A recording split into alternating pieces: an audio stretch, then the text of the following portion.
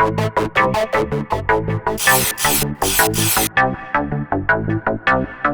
this video podcast, I speak to Connor Swift, former British road race champion and also a member of the Great Britain team at the Tour of Britain. We talk about his aims and ambitions for the race. We talk about the stages so far, and we also look ahead to the World Championships in just a few weeks.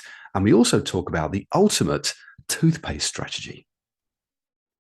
Connor, thanks very much for joining us on this We Love Cycling podcast, videocast. I don't know what you technically would call it, but how are you, mate? Yeah, I'm not too bad, thank you. 4 stages into the Tour of Britain, and we got pretty wet yesterday, and then a grim, grippy day today. So yeah, the fatigue's settling in a little bit now, but yeah, apart from that, all good. So, okay, I know the stage started today. It was all entirely in Yorkshire, isn't it? Your home county, of course. But where are you now? Just describe the hotel to me, because you appear to me to be in bed with your feet up, which is good news. Yes. But where in the world are you, mate? We are in Rotherham, and it is a luxury holiday inn. Very nice. The carpet is, lined. It's not too bad. There's a lot of wood around, and the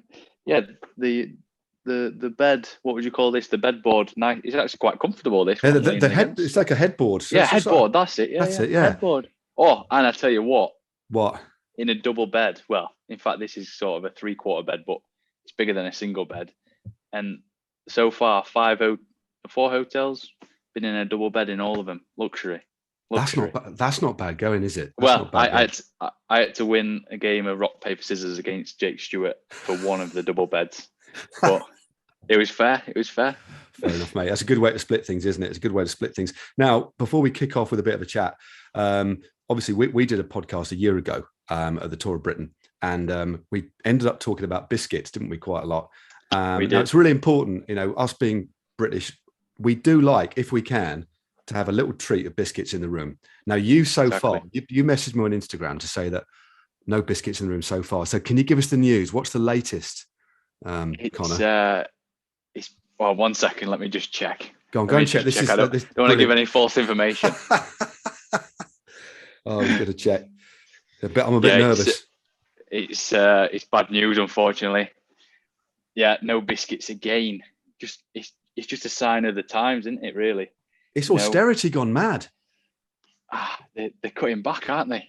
I can't believe it. Just trying to save costs, and I can only hope for the future hotels. Yeah, I mean, so basically, sorry. I've had quite a few offers, packs of biscuits from people, so I might just plug it on Instagram more often. It's a good idea. I tell you what, mate. You know what? You got a good following. You're well known. You're a likable chap. I mean, I've had it before. I mean, if I were you, I would say next Tour of Britain start town or finish town, come and see me with your biscuits, and I can guarantee you'll get a big pile of biscuits for the lads and yourself, and you can get the best pick. Yeah, sounds good. And the biscuit barrel at home, potentially stocked up for the rest of the year. Brilliant stuff. Well, that's a good tactic. So home county in Yorkshire today. I mean, I was commentating earlier on the race. A lot of headwind, but a lot of crosswind. It was a funny old stage today, but one thing is for sure, it looked really grippy, the heavy roads of Yorkshire. What was it like out there for you personally? Yeah, hard stage, just constantly up and down. The roads aren't super fast either. And, I wanted to be in the break today, but other teams had other plans. And it wasn't the fact that I didn't try, because gave it a good old nudge a fair few times. And then it got, I think Pidcock attacked on the second KOM of the day, and that sort of split the bunch in two. That came back together, and then there was a bit of control in the bunch for some time until it kicked off again on the final 2 KOM. So a solid day out, not just for me trying to get in the break, but the whole peloton really. Just for the fact of it was proper racing. It was good. It was like a bit of a boxing match, just people taking hits out of each other. It was solid. It was. I said because of the way the GC is set or was set coming in today, it's changed hands again, as we know. The young lad the lad from Movistar's got it now, but it was almost like a reset and almost like a single day, wasn't it? It was an unusual race the way the break took ages to go, never really got much of a gap, and then the bunch kept splitting. And then the little thing at the end, it did feel more like a single day classic than a classic mid stage race stage, didn't it?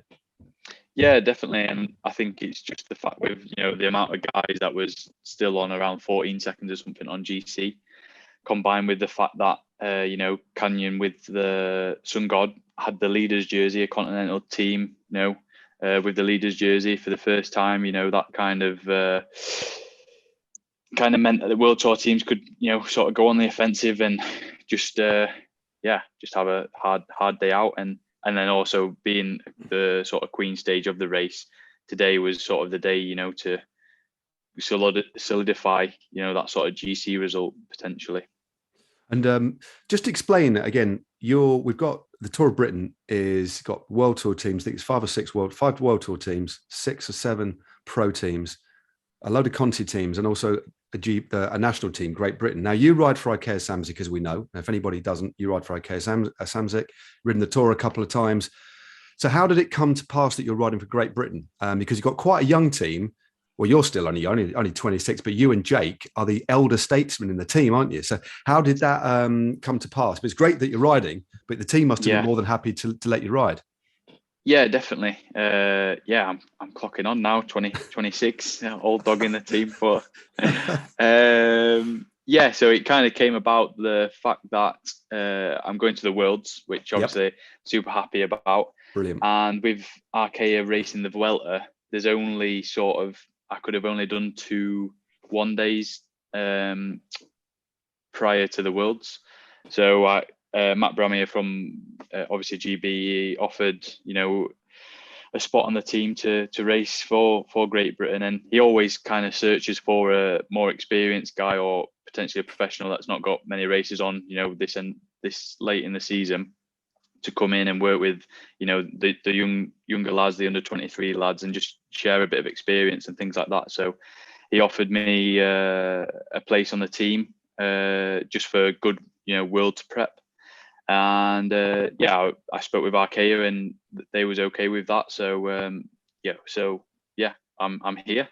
And then for Jake's side of things, obviously he was at the Vuelta but had to unfortunately leave due to sickness. And obviously he's on the world's team too. So I think he had a good chat with Matt, and luckily, he got over his sickness pretty quick and he's here and ripping the stages up.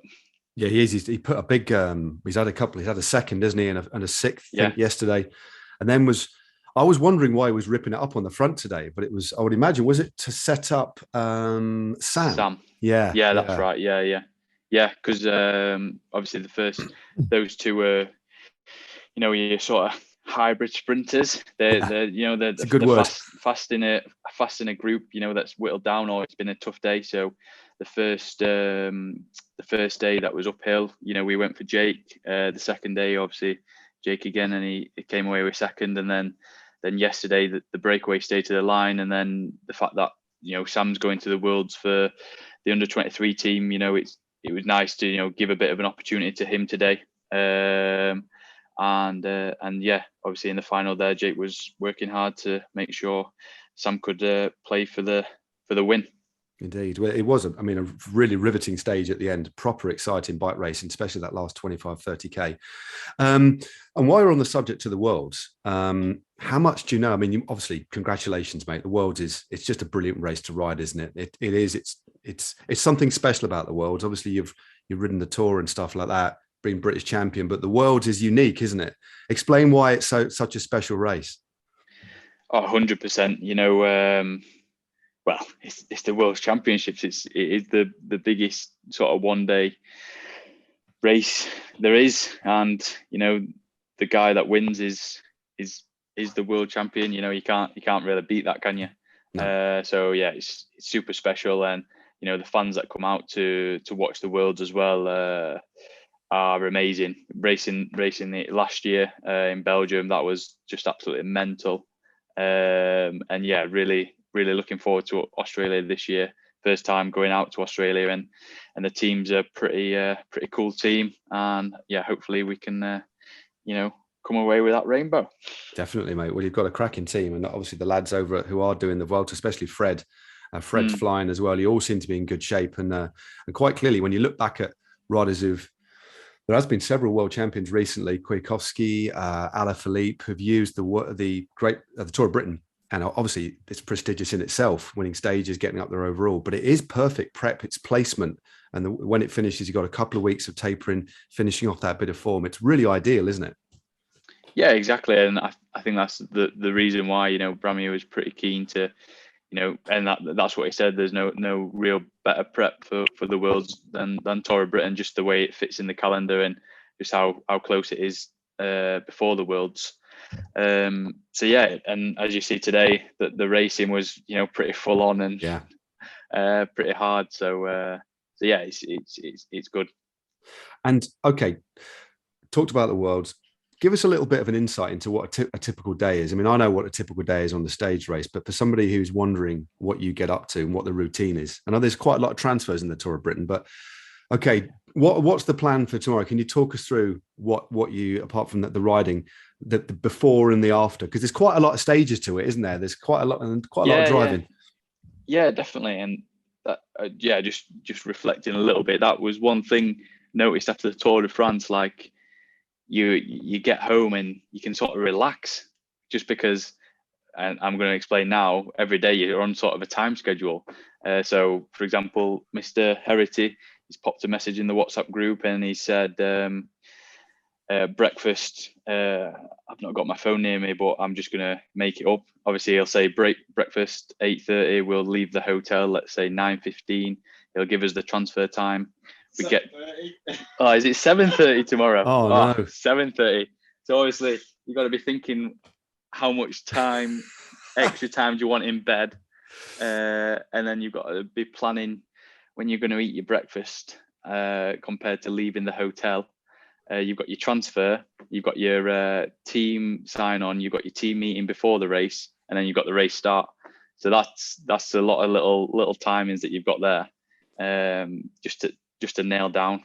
And then obviously you do the race, get to the finish line, see the Swanee, quick Fanta or Coke, get back to the little camper, shower, changed. Then you've got another transfer. They're roughly around an hour and a half at the Tour of Britain, quite long transfers.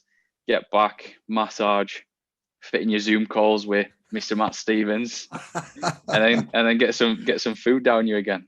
Brilliant. And then obviously on the transfer back to the hotel, you're eating your rice or your pasta or whatever. So yeah, then you finish your meal, come back to the room. Last night, what did we have on? First dates, didn't we? Watched a bit of First Dates last night. The other, is that Jake? Boys, are you rooming with Jake? Yeah, I got Jake Stewart here. Hey up, Jake. So he's saying hello. And then a couple of the other lads, they were watching Titanic the other night. So blimey. Yeah, bit serious there. That's pretty heavy. Chill out after food and sleep and repeat. It is. It's a proper routine, though, isn't it? But I used to find as soon as you get like halfway into a stage race, even a week-long one, everybody's different, aren't they? But after about 4 or 5 days, you start to feel that heaviness in your legs, and you wake up in the morning, don't you? Well, I generally did, Connor. But and it's all about snatching those little moments and keeping your feet up and basically just resting as much as you can. I mean, was it Sean Kelly? It's a famous quote, isn't it, that a stage race is often won in bed. It's about that recovery time, isn't it? Yeah, exactly. It's super important. Get off your feet and compression socks, massage, just the nutrition, and then just making sure you're catching your winks, getting to bed nice and early, and recovery is massive. Have you got any weird superstitions, Connor, that you do before the start of a race? Have you got any things that you have to do, or because I know a lot of riders haven't, but a lot of riders have got some pretty strange quirks. So have you got any? I did, and I like to sack it off just because of the timings. When I used to race in the UK on the Continental team, I literally every morning race day, I'd make sure I had a shower. just just before the race, like Wow. And now with the tight timings, obviously, look, like tomorrow we've got to have breakfast at 7:30 and we've got to be out the door by 8 or whatever it is. It's too much of a rush. You obviously can have a quick shower, but Yeah. I'd normally, back in the day, make sure I'd have a decent nice shower, potentially shave the legs or whatever. But now I've had to sack that off. But if there is time, then I do take a shower in the morning. So you're clearly a 2 showers a day kind of guy. 100%. Yeah, two showers a day if I can. But yeah, that used to be the tradition, but now it's not always possible. 2 showers Swift, we're going to call you from now on, mate. I'm afraid that might stick. That might end up in my commentary. But yeah. So who are you always rooming with, Jake, or does John Heritage? John managed me several years ago. Well, 25 years ago. He's a great manager, but does he rotate the rooms around a little bit, or are you always with Jake? So this race so far, I've always been with Jake. So yeah, I presume it's gonna stay like that. I don't know. We'll find out. It's no problem. I don't know if you can hear my questions. Obviously, you got your headphones in, but you can hear your answers. But be honest with me. You're both guests on my pod, but what's he like as a roommate? Is he tidy? Is he, what is he untidy? What's he like? But be honest. To be honest, I don't know if he feels the same way, but I'd say he's very similar to me. He's tidy, I don't know. Yeah, very, very similar attributes. Maybe he disagrees, but he agrees. There we go. There's no snoring, there's no annoying things. We both got our own sort of side of the room. Rock, paper, scissors for the double bed. Fair game. No one's trying to be the upper dog or whatever. And then even chilled out, watched a bit of TV, have a chat in the room. No one's too unsociable. That's good. And there's no one. Also, sometimes you find, this is also why I had to sack off the shower before the race, because everyone needs their own time in the bathroom in the morning. Yes. And obviously, if you're on a tight schedule, you're having a shower, you're going to annoy the other guy, aren't you? So yeah, I haven't found so far with Jake, brushing our teeth. He'll go in there, load up his toothbrush, brush his teeth in the bedroom. I'll go in there, load up my toothbrush, be in the bedroom. We're both out of the bathroom. That's very efficient. You've got a proper system. Good time is it's efficient. Yeah. Yeah. No one's hogging the bathroom. So yeah. And especially because at the Tour of Britain, as opposed to the Tour, the Giro, the Vuelta, even quite early starts, aren't they? And tomorrow, again, it's 5 to 11, isn't it? So quite early starts with the transfers. That little bit in the morning, it could mean an extra 5 or 10 minutes in bed if you get your bathroom strategy spot on. Exactly. Yeah. And also, you discuss before you go sleep, or what time shall we set the alarm? We're on the same sort of wavelength, same sort of timings.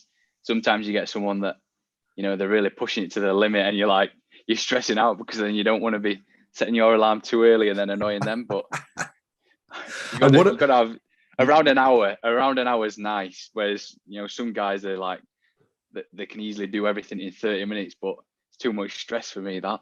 Yeah, I like to give 45 minutes or an hour. I like to give. So, I can make a nice cup of tea or a cup of coffee.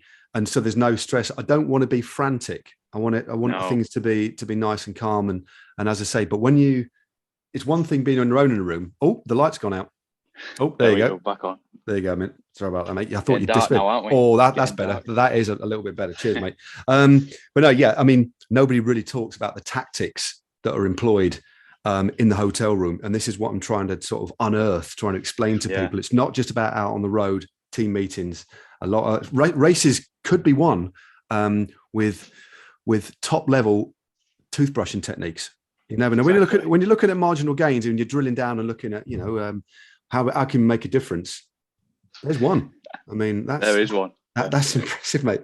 Okay, just a little bit about from toothpaste to nutrition. Unless you actually eat toothpaste, I don't know how much nutritional value it's got. What is your favourite post-ride bit of grub? What's your favourite bit of food? As soon as you get off, your little can of Fanta or can of Coke. But what do you like in the camper at the end of a bike race? Yeah. So normally I like my protein shake with some sort of almond milk or milk, so it's like a nice smoothie contexture.